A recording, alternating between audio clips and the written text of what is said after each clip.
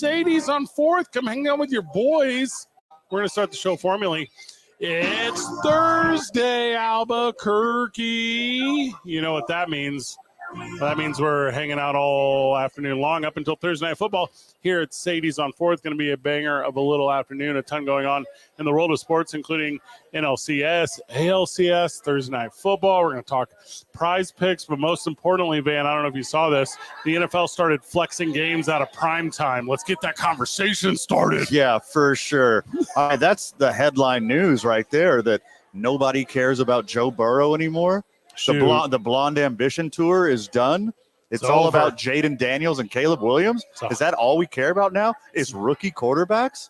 It's 100% over. Viewers for Game 5 of the Dodgers and Padres NLDS. That was the Yamamoto versus Darvish versus Ohtani. 7.5 million here in the U.S., 12.9 million, Van, in Japan. Are we approaching NFL numbers in MLB? In Japan. Are we turning the corner worldwide as our favorite sport being relevant again? This is wild. That's so funny. Back at the studio is Isaiah Johnson. Isaiah, how are you? I'm doing wonderful. Welcome back. You guys? Doing well, friend. Welcome back to the desert. So the New York Yankees put up 1 in the first inning against the Cleveland Commanders, and then they are the worst team in all of baseball when it comes to running bases. Another pickoff at first, and what was runners on the corners with less than 2 outs. The Cleveland Commanders got out of that one, Van. It is wild to me how good the New York Yankee Doodles are at baseball, except for running the bases. They have no idea what they're doing. They're disastrous, and they run into not just one, but 1-point-something amount of outs per game on the bases. They are foolish. They don't know how to do baseball. I look about John Sterling. What did he say? Drunks. So what did he say? That's what the Yankees do. They're running the bases like a bunch of drunks. All talent, no brains. Is that what it is? They're all talent, no brains. They can't do it. Also, you could do the thing where you, like, moving forward, if you're like a real slop chop team, you can be like, hey, the 2024 Yankees did it. Like, it's fine. Like, sure, we have an excuse. Yeah, when you're coaching your little league team next spring and you're like, oh, don't worry, Junior, you just pulled another Rizzo. It was pretty good little baseball game last night. Weird to you that the Dodgers were on FS1? Is that weird to you? And they weren't on everything. Yeah. Instead, every possible viewing platform in the world. 8-0 over the Metropolitans. Last night, they took that 2-1 lead. We said it here on the show. The team that wins Game 3 is the team that wins the series. Sure. So it looks like the Dodgers are really lined up for that. Also, they didn't let off. I think they were up 4-rip after 6. And then even towards the end of the game, they added 4 more for prosperity. The Mets only accrued 4 hits. I think they only had 6 base runners or something. So it's not like it was a team that was doing anything to get on the bases. Dodgers are that much better than the NL, and I think we're going to get to see them against what I think is unarguably the best team in the AL, the New York Yankees. And I don't know if you boys knew this, if both of these series end in less than 5 games, the World Series does not start on Friday. It starts on Tuesday. So I didn't know there was an amendment that if these series go quickly, that these teams don't have to. You don't have to wait till Friday. Those pitching rotations won't get set. It's not that thing. So if the Yankees hypothetically, and it looks like because they're in a position of strength right now, it looks like if they went out in 4 games or less than 5, and for any reason the Dodgers or Mets go to a 6th game and they go to even a 7th game, how set up the rotation will be for the Yankees as opposed to what it would be for the Dodgers or the Mets, whoever is victorious. But again, if these series both end in less than 5 games, World Series starts on Tuesday. I mean, that's assuming that the Yankees take care of business. And now that, the Dodgers have the momentum back, they're going to take care of business. Oh, Cleveland just took the lead in the bottom of the 3rd, 2-1. I mean, assuming that they both take care of business, I don't think this is going to be a problem because I think the Guardians are too good to get swept and the Mets are too hot. They're too grimacy. They got the power of the purple boy behind them, and they're going to make a comeback. So I think both of these series aren't going to end that early where this is even a consideration. I think they will.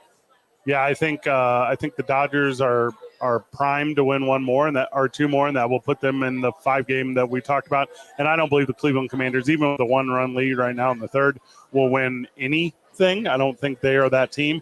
So it's going to be hopefully a Tuesday start for the World Series, because it doesn't have to go into November. It just does not have to happen.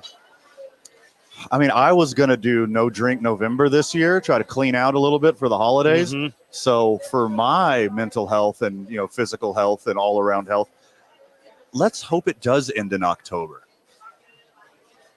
For you to venture down this destructive path? Like in this destructive path and go back into a place of equilibrium and self-care and personal and community safety. Knock, knock. Who's there? Nope, knock on wood, actually. Oh, okay. Yeah. Oh. No Freddie Freeman in the lineup tonight for the Dodgers. They're playing again against the Mets. They got that prime time, so tough one for them. Max Muncy will move over to first. Otani obviously will play first base, and your third baseman will be Kiki Hernandez. So it should be it's still a stacked lineup even without Freddie Freeman, which is crazy to me. Crazy. But it's no secret to you, and it's no secret to the friends of the show, that I love me some Major League Baseball, especially Major League Baseball playoffs. I don't really follow a lot of Cleveland Indians that aren't named Tanner Bibby or Jose Ramirez. Yep, Cleveland Commanders. And then Kyle Manzardo dropped a bomb today. Yeah, the Zardo. And then obviously it renders the question, who is Kyle Manzardo, who's only played 50 games for the Cleveland baseball team this year?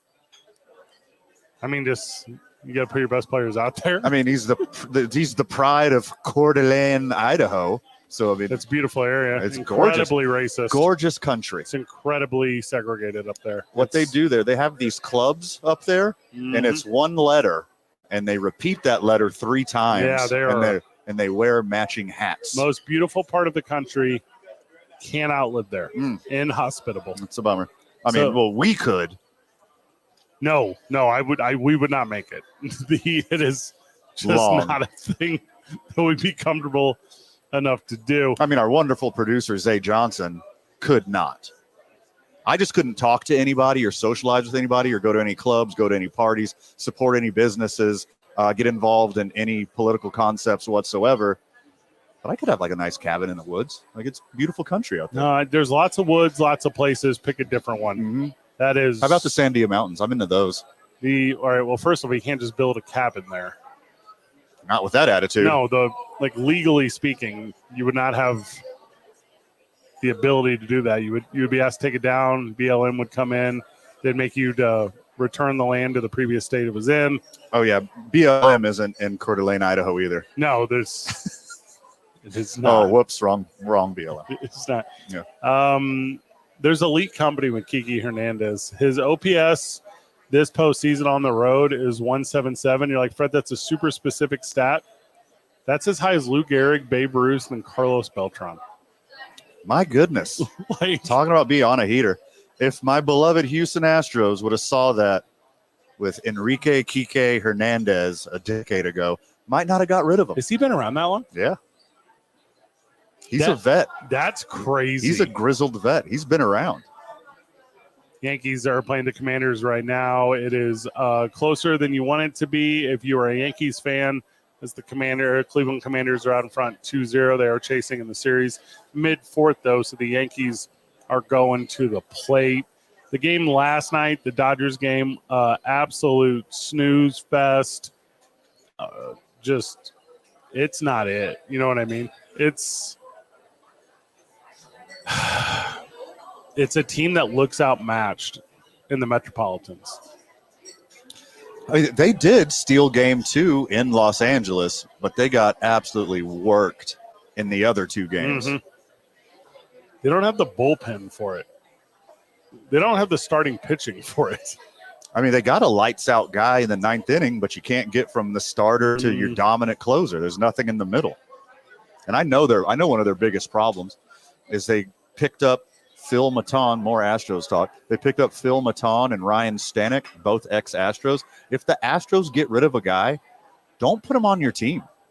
It's not like you found a Tampa Bay Ray or an Oakland A in the bargain basement bin. You found a guy that the Astros didn't want. The Astros have the best analytics in all of baseball. If they don't want him, don't pick him up, Mets.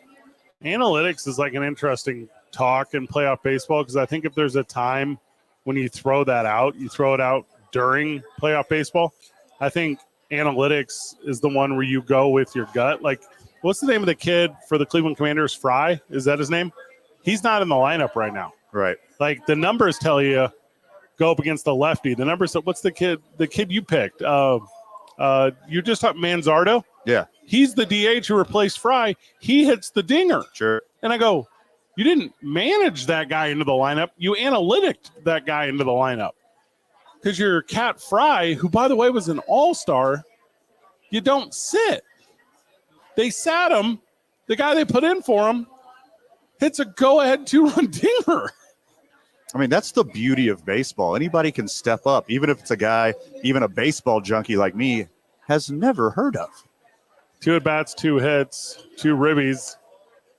I mean, doing okay. Welcome to the big time, Kyle. He's got the show. Yeah. So baseball is very good right now. The super fun, and this might be the last time we have 2 games on the same day because it looks as if the Yankees are going to be able to wrap this thing up. I guess they'll have to on Saturday, won't they? Yeah, they'll have to. Sunday night would be interesting because that'd be up against NFL football. So that's like a tough viewer matchup. And that's the Jets play Sunday night. So that's – and Jets fan and Mets fan is the same fan. Usually. You're usually correct. Yeah. The Giants and the Yankees are very similar. Right. The front runners. Yeah. And then the Jets and the Mets, they're the dyed-in-the-wool guys. Heard a funny quote the other day that's like, if you see somebody in New York wearing a Mets hat, they'll tell you, go Mets. If you see somebody in New York wearing a Yankees hat, they'll say, where are you from? Not so bad. So the Yankees are chasing 1 after 3. We're in the 4th. Yankees are at bat. Isaiah Johnson is back with the program. He's at the studio. When we get back from the break, we're going to dive into the world of NFL football. We got to get our prize picks done for tonight. Obviously, we got Thursday night football. We're going to hit our Isham Dental soundbite of the day. There's a ton going on. You're listening to 2 Men On, 95.9 FM and AM 610. Woo, Sports Animal. This report is brought to you by United.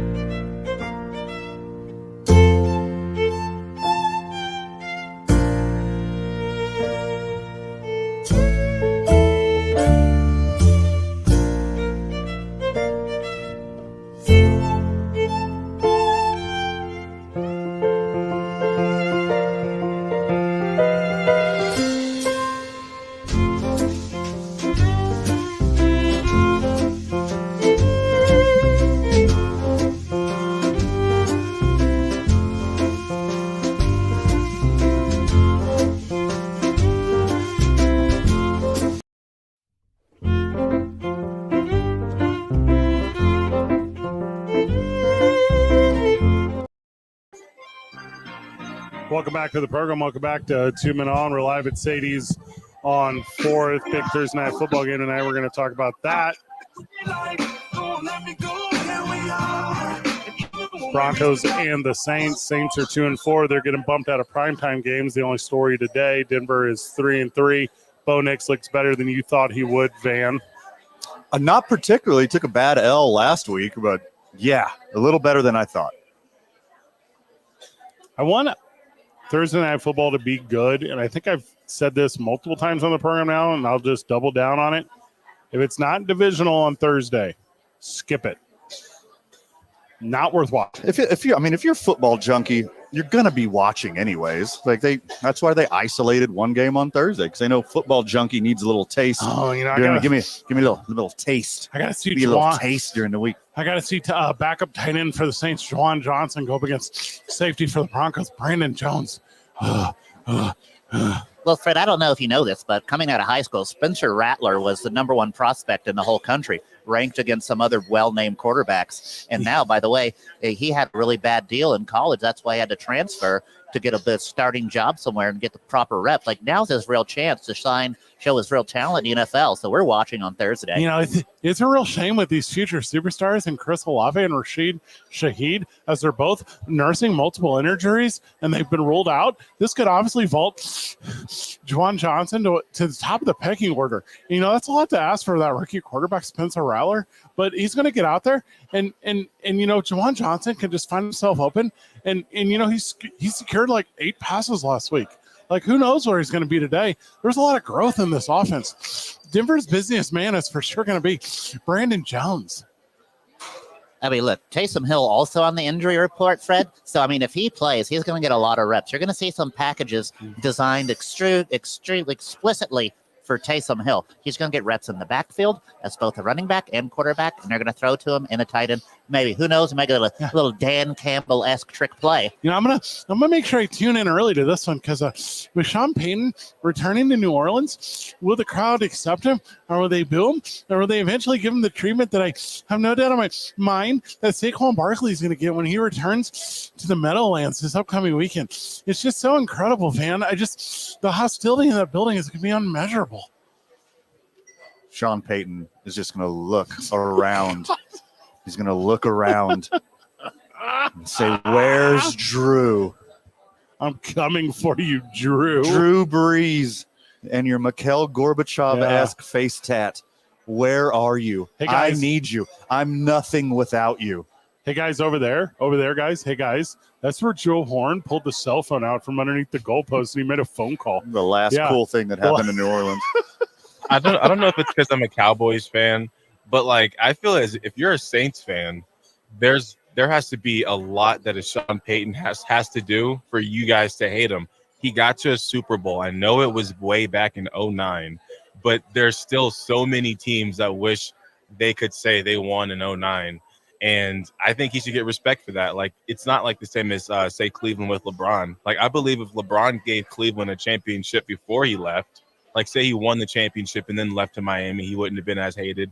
And for Sean Payton, I think he got them at least they were relevant for a long time. They had Drew Brees only got one Super Bowl. There it is. You just said it. You just said it. That's the good one. Just every time you say Sean Payton, you mean to say Drew Brees. Drew Brees. Brees, Drew. Brees, comma, Drew Brees. Yeah. Drew Brees. Correct. Brees, yeah, Drew. Yeah. Drew Brees, Drew Brees. Hold on. Eli Manning, no, the Chargers, Phillip Rivers, trade Drew Brees, Drew Brees. Brees, Drew. Yeah. Drew Brees, Hurricane Katrina. Oh, definitely Hurricane Katrina. Definitely. I don't think Sean Payton, like what we think the Sean Payton Drew Brees situation is what the Mike McCarthy Aaron Rodgers situation was. I think that one is a better example of that going on. I do think that Sean Payton is a good coach. I mean, Drew Brees was a very short guy. I feel like that definitely affects the way you draw up plays, the way you try to execute an offense. You got to make it easier for your quarterback who can't even see over the line to still be successful. I mean, what you're saying, Zay, is hurtful. Drew Brees is only a half inch taller than me. Yeah. An inch in cleats. And I don't know the measurements of Steve Gleason, but he got in there and blocked that punt, and that's the only thing that mattered. No, Sean Payton's terrible, and he's a bad person. That's the one that gets. Oh, there it is. There it is. Yeah, you got football can't win here. prognosticator, like Pinky's out analysis guy. You want to say Sean Payton has some great X's and O's. I'm going to disagree. I'm going to say he had Drew Brees and a bunch of weapons, and he had a defensive coordinator who was willing to cheat and hurt people. You want to say he's a good person? Now I draw a hard line in the sand right No, there. he's a dude who like swears by energy drinks. Like I have zero interest in him. Him and Greg Williams put in bounties on players to harm them. Yeah. Like he is not cool. Not cool. Maybe back in the Saints days. I think it was Van. You said it, like it was either coaches are not supposed to be motivators or something, like if they're a motivator they shouldn't be a coach, something like that. I think Sean Payton's one of those coaches where he maybe wasn't a big motivator and maybe the X's and O's weren't the best, because I'm sure Drew Brees was the driver's seat of a lot of those drives. I don't know if he was in the driver's seat of Bounty Gate, where he for almost 10 seasons paid incentive bonuses to players whenever they would deliberately injure opposing players. Awful. No, I'm saying as far behavior. as the success, like I'm sure the success of the Saints offense, I'm sure Drew Brees had a lot to do with that. But and to kind of feed into what you just said, I think with Sean Payton, what he was good at was he made the players, they wanted to play for him. And I think that matters a lot as a coach. Like if your team doesn't want to play for you, if they look at you and don't respect you, then they're not going to listen to authority. You're going to have a lot of penalties and things like that. But I think players at least wanted to play for him, and maybe he was adding money on top of that. Maybe he was suspended from the league. Yeah. So definitely not no money. I mean, if Sean Payton was a business, he would have erased his Yelp reviews a long time ago. He doesn't get a lot of glowing reviews from people who spend a lot of time with him. That Williams was fired too. Yes. Yeah, all right, he took a job as the defensive coordinator under Jeff Fisher for the St. Louis Rams, and then they got rid of him, and that's what brought up Steve Spagnuolo, who eventually replaced Jeff Fisher, and then he's now the dude in Kansas City who's the best one maybe to ever do it. Ugh, so gross. Sean Payton's gross.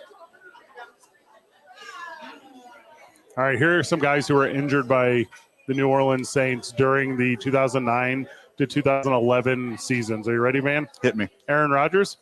Familiar. Cam Remember that Newton? one. Yep. Uh-huh. Brett Favre. Uh-huh. Kurt Warner. Mm-hmm. These knockouts were worth $1,500 and card-offs were an extra $1,000. So gross. And payments were doubled and tripled for the playoffs. So unbelievably gross.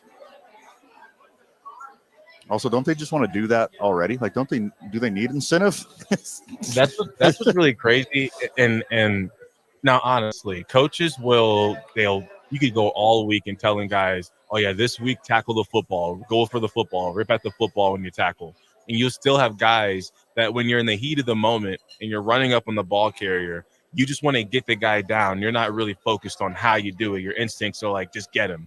And I can't imagine them running up. I can't imagine because it happened, but it's just crazy to imagine that these guys, while they were running up to him, they're like, we're not only just going to sack this guy, we're not only going to get the loss of 8 yards, which your team really desperately needs, we're going to try to hurt him in the process. It's like, I wonder if they practiced it. Well, they absolutely did, and I don't super remember every detail, but Jonathan Vilma personally put up $10,000 against Brett Favre. Is that what it was when he was with the Vikings? And that ended up being like a huge thing. And then he caught a bunch of like accusations. I think everything was dismissed. I don't really remember, but a ton of smoke for in the world of being a not great person, period. But I mean, if that's the type of player you want on your team, New Orleans, like, go get him.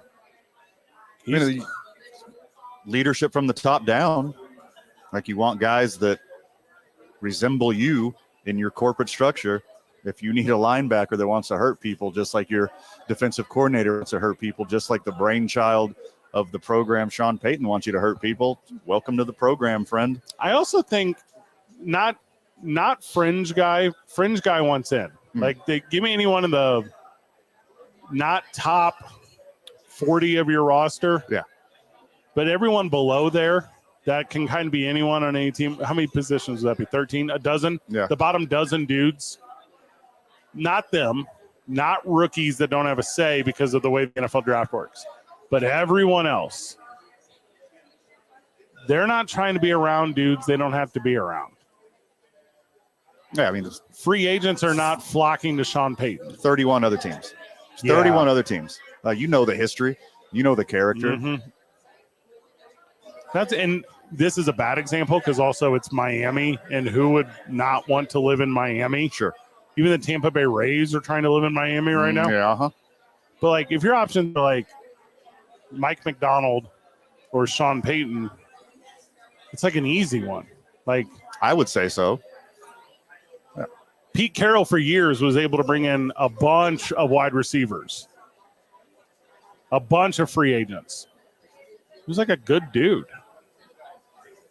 The character goes a long way when you're doing such a barbaric thing as playing NFL football. Yeah. These guys can go. They know they can go. The best of the best, they're going to play their asses off, not for any kind of extra incentive, but to get that second contract. You get that second contract in the NFL, that's life-altering money. That's generational money. Mm-hmm. You don't need to put a $1,500 bounty on somebody to get these guys to play hard. Like, what are you going to buy? Half of a team dinner with $1,500? And then also think about it. So the way that NFL players were legally sacking quarterbacks has now been diminished to the point where we see crazy roughing the passer penalties. So the legal form of tackling was obviously, when studied, proven to be too dangerous and it would cause injuries. So all they had to do was just like hit them harder. You could actually put your weight on the quarterback when you tackled them back then. You could hit them below the waist. The helmet to helmet wasn't as enforced back then. So you didn't have to go do that. And I mean, yeah, it's kind of crazy. But when you're actively trying to hurt people, it's not just hit them 10% harder. It's take them to the ground, have your buddy fall on top of them late, twist the ankle on your way up, step on his calf when you're standing up, like spit in his ear hole. Like, I mean, come on, dude. Like, it doesn't stop it hitting him a little bit harder. Yeah. I would have been down with Kong Su just had somebody paying him all those times, and he just refuses to snitch. No, I think he's just a psychopath. I think he's just the type that should be studied for mental health purposes. I don't think he didn't need any help being a giant pile of garbage. He did that on his own. He's the lone gunman. Well, in one day for a lot of these guys, it just snaps. You know, like there's, you know, a really good example is that cat, Chad Johnson. Chad Johnson was eccentric. He was funny. He was off the wall. He was kind of a weird dude. And then one day just beats up his wife. And you go, you're going to tell me your previous 30 plus years of life led to this moment? Or are you going to tell me you've had brain damage, right, and now you're not the person you previously were? Because one of those things is easier, at least for me, to understand and swallow. Is that the same Chad Johnson who said this rash of injuries in the NFL are because people aren't eating McDonald's? That one? Did he say that? Yes, he did. That's real. Yes, he did. Yes, he did. There's no validation. There's no validation to that, but I could assume it's like there's levels of pressure they feel or adversity you go through just getting to the league. But some of these guys, I'm sure they're finding themselves in situations where they haven't been in before. Was this after he was playing this? He beat up his wife? No, it's when he was with the Dolphins. He got cut. Yeah. Oh, okay. So that's after that's after his glory days. He probably realized that things with the windows closing, and then you start getting erratic and you start getting impulsive, and of course not validated. But that's probably why he may have went so long, because he was probably one of the best the whole time. And then at that point in his career, he was diminishing, and then you start, questioning yourself, getting out of character. That's what a lot of NFL players struggle with when they finish, or especially at the end of their careers. But these guys, like back in the day, with like Rice and Kareem Hunt, guys that were like at the peak, that's what I really don't understand. I'm trying to find the exact data. I have it here. T Yeah. E. It's like you're building a whole life of brain trauma, and then one day you just snap. Like, if you didn't see any clue from people, and then a matter of months they change personalities and start doing stuff they've never been capable of before, like, that is a product of brain damage. I have here because I couldn't remember it. So it was on an episode of Hard Knocks when he got released. Correct. Yeah. And the head coach was Joe Philbin of the Dolphins. Mm-hmm. So and this was right after he changed his name back from Ocho Cinco to Johnson. Yeah. So there was this, it was all kind of a facade that he was healthy and better or whatever. So he beats up his lady on August 12th or 11th, whatever. And then he gets released on the 14th on Hard Knocks. Yeah. And when he walked in there, I haven't watched it in 15 years, or I guess it'd be 10. But when he walked in there, it was a thing where I remember watching, because you knew he got released because it comes out a week later or whatever. Right. And it was the thing where, like, he was like jovial. He was like, he had no clue there was going to be repercussions for his actions. And I'm not a mental health expert, but it seemed psychotic. Mm-hmm. It seemed wild. And then he played in Canada, right? He did some weird stuff after that. Like, he played for those guys, right? I don't remember his post-playing career. That's what I remember. Yeah. CFL stuff. Okay. Just like you guys were saying, and he went so long beforehand, not really showing any signs of doing something like that. And even with just how he is now and how passionate he does get about things, like that guy cries over anything. I would assume, I'd be shocked he hasn't gone on some type of kind of what Ray Rice did after his, when he was going in the apology tour and doing all the things he could to try to reverse it a little bit in the public eye. I'm surprised Ocho hasn't done something like that. If he hasn't, he comes off as a guy that would usually try to have some accountability for something like that, and he wouldn't just try to gloss over it as if it didn't happen. But and now he's got the second or third biggest sports podcast. And he has Shannon, right? It's like the number one for the culture. And when you said that about it being built up, I was going to refer to that, because he said on there that they took a big little break. The nightcap took a break, and he came back on, and he almost started crying about it. He was just saying how happy he was that it was back, because he was getting antsy. He would feel like he had no release. He was starting to lose his mind, and how he's happy that he has that podcast, and it kind of keeps him centered. So that's a sign of somebody who can sometimes feel like, you can't figure out where to focus, and you're losing your mind a little bit. In my opinion, as a guy who's been in entertainment a long time, it's also the exact thing you say. Mm-hmm. It's this is how you draw attention. This is the narrative. And no offense to anyone who works in entertainment. I'm talking radio, TV, film, pro wrestler. I don't care. And I think I've said this on this program. Your fans are not your friends. Like you should not miss them. Like, they're not part of your life that way. You're their entertainment. He wasn't saying he missed the fans. He was saying he missed having the because Nightcap is not like they get on there and really talk about everything. And it's honestly kind of comparable to how this show will go all over the place, but it'll start out with one topic question. That's kind of how it is. Even me, without being entertaining, I can say that without the show, I definitely noticed a difference in my thoughts building up, and I've gone a few days without talking on camera, without having the things I say be heard. And then when you just have that snatched away, sometimes there is an adjustment. And he was saying more so he missed the conversation that he'd have with Shannon on there. Is it because when no one is getting paid to talk to him, nobody talks to his crazy ass? Not far off. Not far off. This is possible. But I think he's a pretty sociable guy. But nobody wants that. That's what I'm saying. I've been around him. I know, he's not a person you want to physically be next to. The official Madden ratings adjuster. Come on, it's got to be a likable guy. What is that? He's the guy that goes to the NFL games and adjusts the ratings for Madden. He's one of the main dudes. So that is breaking news to me. Put that on the list of jobs I didn't know should exist. Okay. It should, though. If they're trying to make it realistic, at least they got people out there on the sidelines, so you can't call it all the way fake. Yeah, let's make it.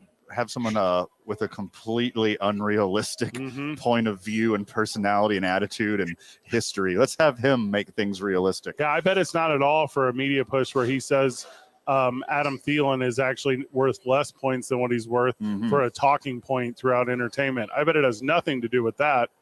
No, I think you're just you think you're the owner of a wrestling company. So I think that's the, of course, the first method that would come to mind. The narrative is about the sport. entertainment in the world of entertainment. Yes. Got it. Occam's razor is what it's called in the psych world. Yep. Yeah. The most simplest answer is most often the correct answer. But one thing we know about that guy is he's not scared to make it obvious when he's trying to entertain. He's very, very blatant and bold about it. This was not on the rundown doing 12 minutes on Chad Johnson today, but No. here we are. Well, yeah, it's good convo, right? It's for a certain audience. It's 2 Men On, live from Sadies on 4th, 95.9 FM and AM 610, the Sports Animal.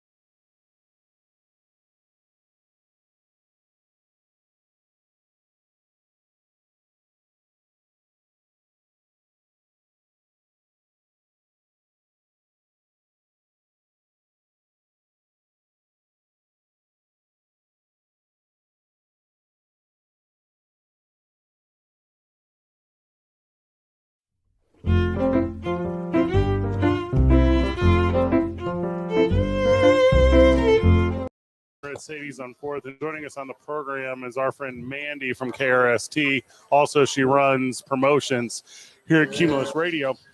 Mandy, welcome. How are Thank you. I'm good. How are you? We had you're joining us because we had a off-the-air conversation talking about the just banger celebration that you and the cluster put on last night, the Dirty Bourbon for Juan Velasco, who passed away earlier this summer. Talk to us a little bit, Mandy, about just how special the night that was in celebrating Juan. You know, we of course Juan was with us for like 30 years at KRST. So originally this was supposed to be his anniversary party before he passed away unexpectedly. Correct, yeah. So it was supposed to be his anniversary party, and it was already in the works. Was his birthday too? Or Yeah, it was his birthday too. Yeah, so it was his birthday's 30th anniversary. So it was already supposed to be a huge party, and then he passed away unexpectedly, and then we kind of we just still had this celebration for him. His family was there. A lot of friends of his were there. Listeners were there. There was so many people there. It was awesome. It was a cool event. We it was really hard to put on, but we enjoyed it, and I think it did him justice, and all that he did in the community and radio.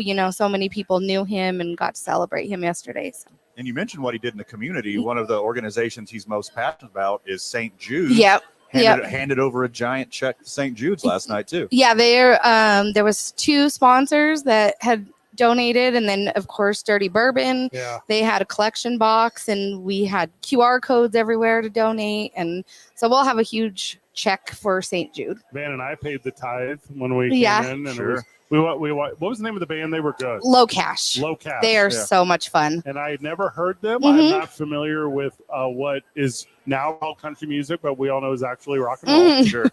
And when we came, we said, "Hey, we're not here for the concert, we're here for Juan's thing." And the gal, she was like, "Awesome, no cover, donation to St. Jude." Yeah. And we were like, "Well, this is lovely. This is an." So Van's like ready for the St. Jude QR code. Yeah. And she's like, "No, just give it to me. I'll handle it." Just put it in the thing. Put it in the box. There were 2 bands scheduled last night. The opener, what was his name? Connor Smith. Fell ill before the show. So we know Juan had a little something to do with that. Just throw a curveball at us last minute. Yep. But, maybe he just didn't want him. He's just like, never mind that guy. We'll kick him off. So Low Cash ended up playing not just their regular set, but they like put in a bunch of covers 90s. in the middle. Yeah, they played Backstreet Boys. They actually TLC. have toured. They've toured with the Beach Boys.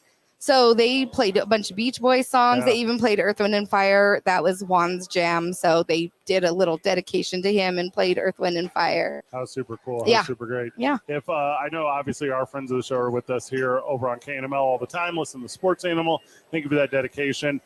There has been a lot of love over on KRST. That's our country station here at the Cumulus.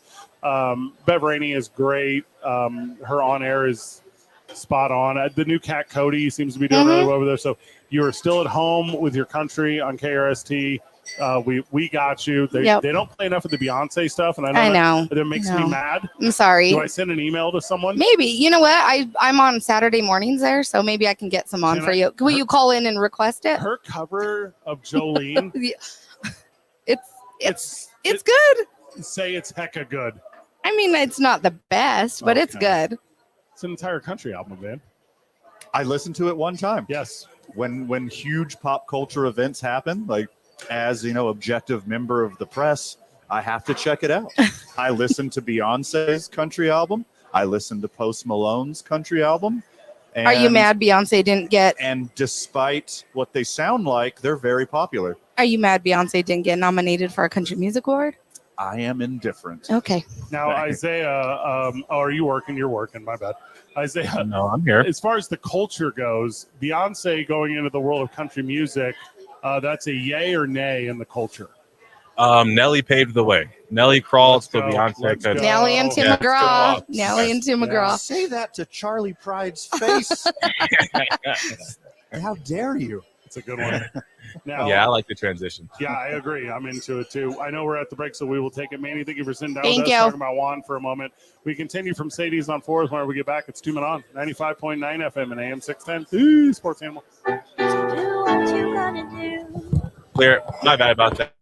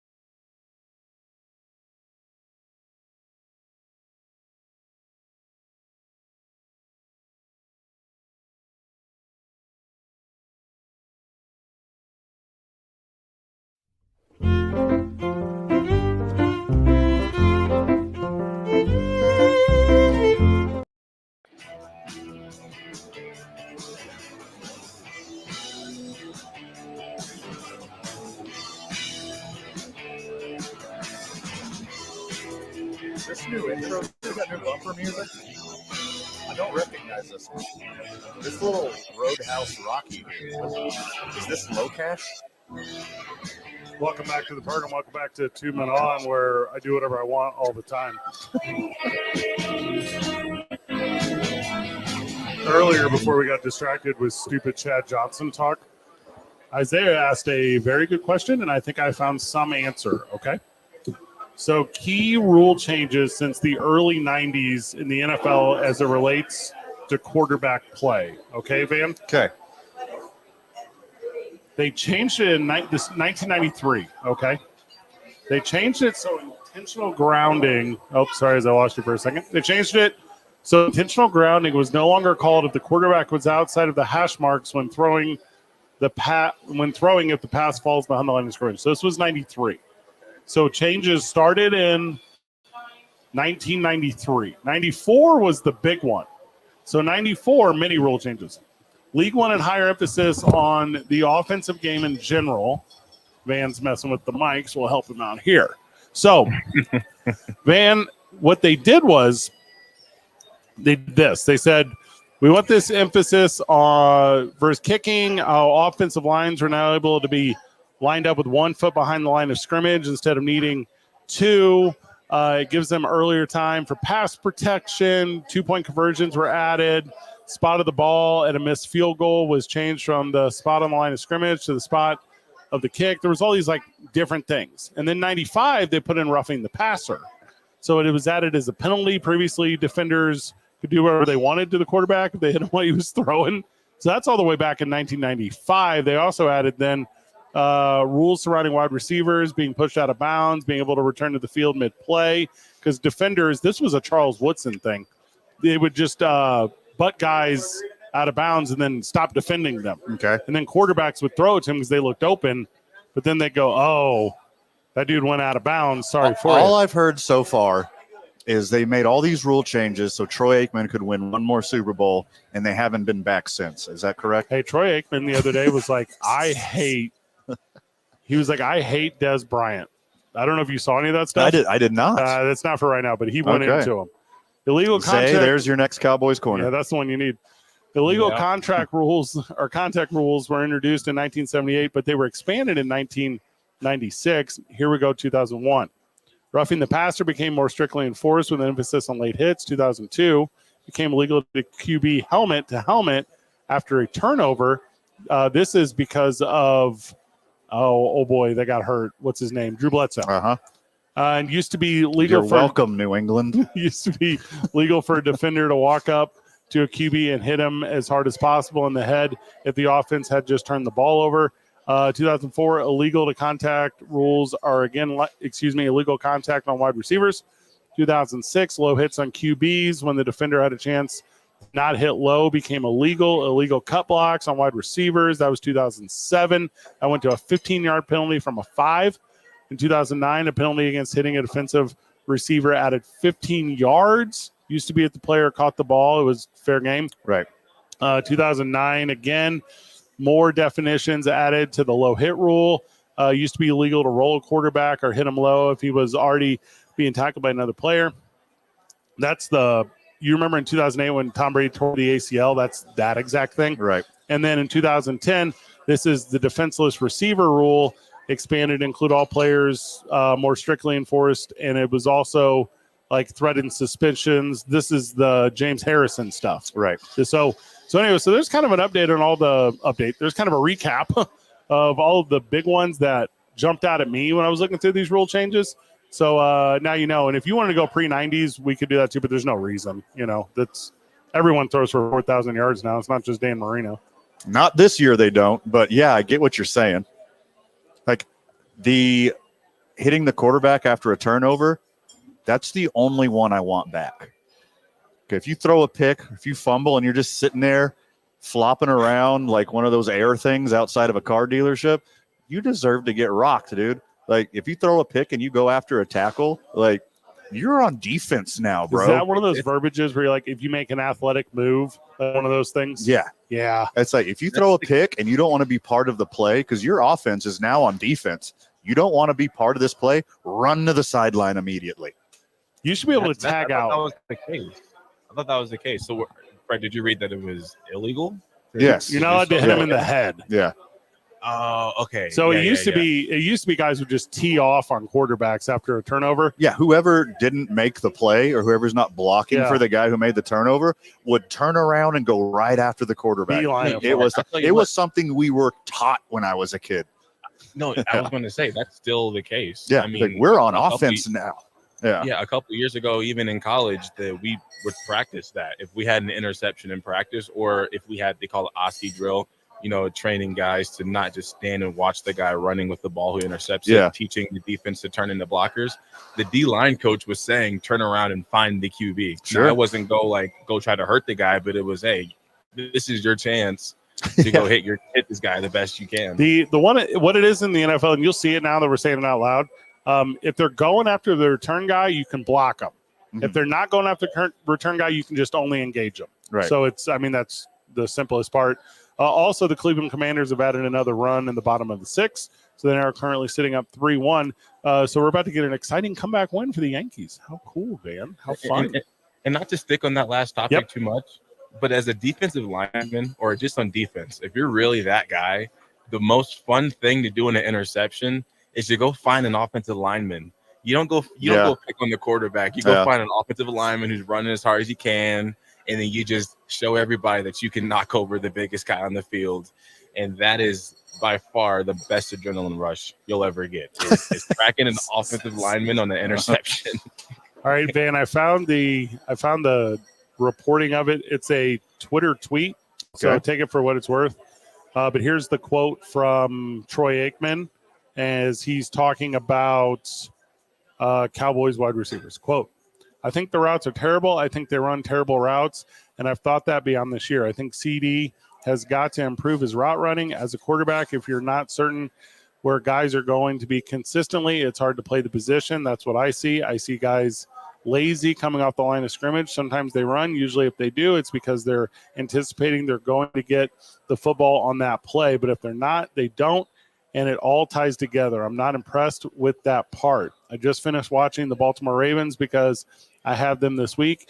You put on film of theirs and watch their receivers run routes, and they come off the football. So does San Francisco and Green Bay and others. But it's hard to play quarterback if you're not certain how guys are going to run routes when they're going to be And I'm not speaking for Dak. Dak says, quote, hey, I think implying their routes are amazing, but as a former quarterback watching it, it's got to get a lot better. So no reason to take shots at the Cowboys here when he's pre-gaming for other games. Spot on. And you know what's funny? And I say it every single time we bring up the Cowboys. I always point to the coaching.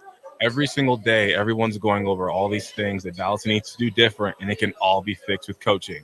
A wide receiver should always be trying to run his best route because he's terrified that when it comes time to watch film, the offensive coordinator is going to say, hey, everybody, let's watch the way this guy runs this route, and you guys tell me if this is an efficient route. And then being called out in the film room will make everybody try. That's why they say the eye in the sky doesn't lie, because there's film. If you are a team that is watching film and hold each other accountable, there is no such thing as wide receivers running lazy routes. Well, and the truth behind these Aikman comments is that he no longer has to worry about a forever relationship with the Dallas Cowboys and Jerry Jones money, because he has Disney money now. Sure. Because he's Monday Night Football, and he can become this weird old crotchety man who takes shots at the only thing he can actually remember before concussions turned his brain to mush. This is an early onset example of Alzheimer's. He's going back to a time of familiarity, and that's the Dallas Cowboys. That's the real story here. Yeah, I've seen too many receivers take plays off. Like Zay said, like you want to run your best route every play, because if they see you jogging off the line or doing a lazy route, the defender can move his attention to another part of the field or another receiver. You have to engage the defensive player. Also, you have to run their asses off, because if your defense you're playing is still fresh in the fourth quarter and your offensive line is finally getting winded and slowly dying out there on the gridiron, you're giving the team an advantage by running lazy routes for the first 3 quarters. Also, Troy's kind of long-winded here, because he would just said everybody terrible. That would have also worked. Okay. No, there's been guys on the teams, and he would do it for fun, and we would laugh about it on the sideline. But there also was a point to it, like you said, Van.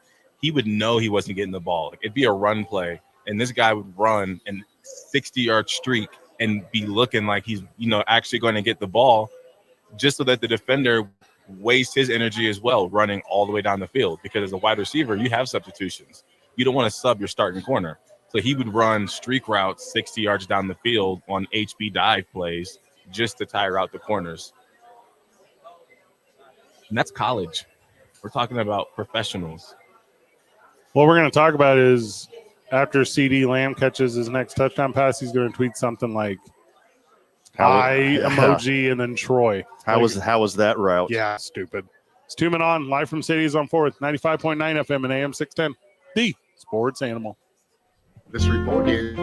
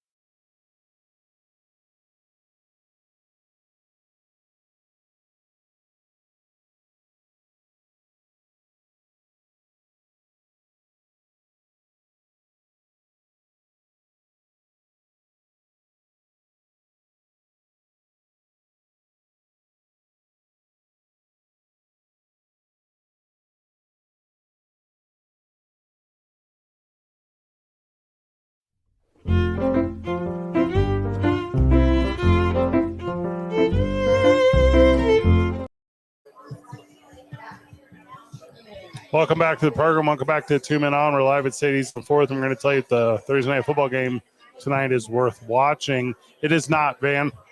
I'm gonna, because I'm here at Sadie's having fun with my There's friends. playoff baseball night. The Mets and the Dodgers are tonight.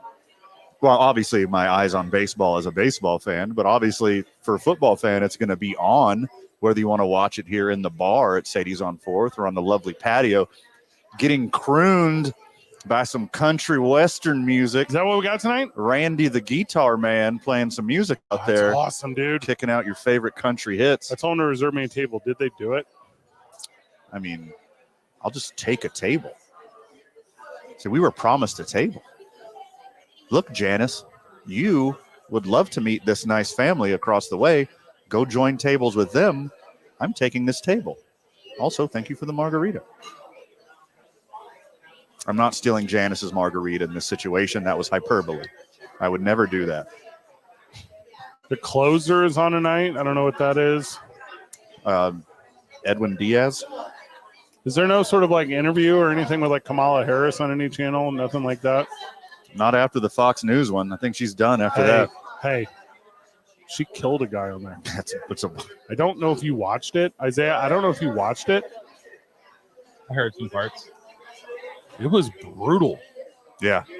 I mean, if anyone is going to be able to be yelled at and walked over, it's a prosecutor. Do you think being a man in a suit is going to intimidate a woman who's put away criminals for decades? No, whatever your name is, guy. Ugh. Don't watch it tonight. Watch Major League Baseball playoffs, and the Kings are on the road for like 4 games in a row. So turn on the NHL. Like, do something else. I'm sorry, what was that last part? Well, they're doing renovations out there in LA. Was that hockey talk on It's like- 2 Men On? It's like murderers row right now for the Kings. So I think they have the Devils and Canadians and the Blue Jays, and it's just a whole thing out there right now. So, just tune into that stuff. Also, WNBA, that one gal hit a shot from like 40 feet away the other day. That was kind of cool.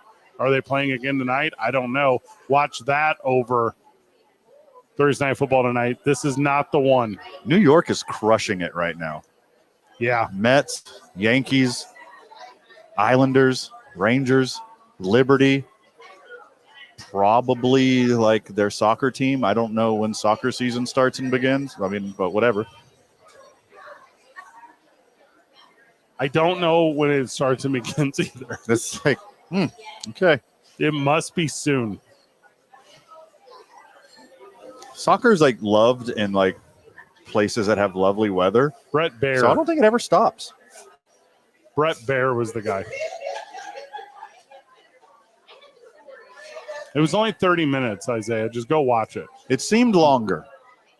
It was like no commercials. It was a hard watch. It was a hard watch. It was very uncomfortable. Yeah. Have you ever got talking to by like your aunt? Or maybe not even like your biological aunt, but like your mom's friend? Yeah. That's what it felt like. I didn't like it. I think the Saints will win at home. Their quarterback's not good. All their best players are hurt. Still give me the Saints at home. What's the line? I didn't even look at the line. 3.5. I didn't bother to look. What's the over under? I would be very confident in the under tonight. 2.5, and it would be hard to hit the under. 37 points. Still, it's going to be like 20 9 to 6. There's going to be no offense tonight. Denver is favored by 2.5. There it is. Denver 6, Denver 9, Saints 6. cover the Broncos. Hit the under. There you go. There's your same game parlay.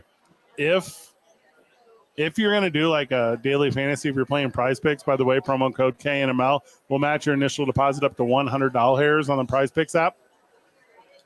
Only Alvin Kamara. Like whatever demon. Not even him. Actually, if fantasy advice, take out all of your Saints and Broncos, put in anyone. Follow your heart. Ugh. Yeah, it's just not going to be good. If you love defense, if you love turnovers, If you love watching rookie quarterbacks drowned in front of a national television audience. But Major League Baseball playoff is on. Yeah. Like, that's the one.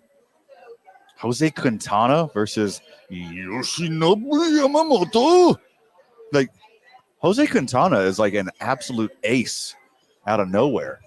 He's just like, I'm going to start throwing more changeups and throwing sidearm, and I'm just going to turn into an ace out of nowhere. Yankees are still chasing against the Cleveland Commanders. It is mid-7th. The Cleveland Commanders going up to bat 3-1. They are over the Yankee Doodles. This will extend the series till, well, at least Saturday. Right. Sunday. The schedule's weird.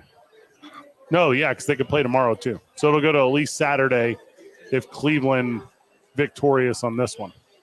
Cleveland, the Cleveland baseball team, for all their faults, has a excellent bullpen. They got 3 lights out holds guys, and then of course the best closer in baseball. I think this is going to hold up right where it is, and Cleveland makes it a series at least.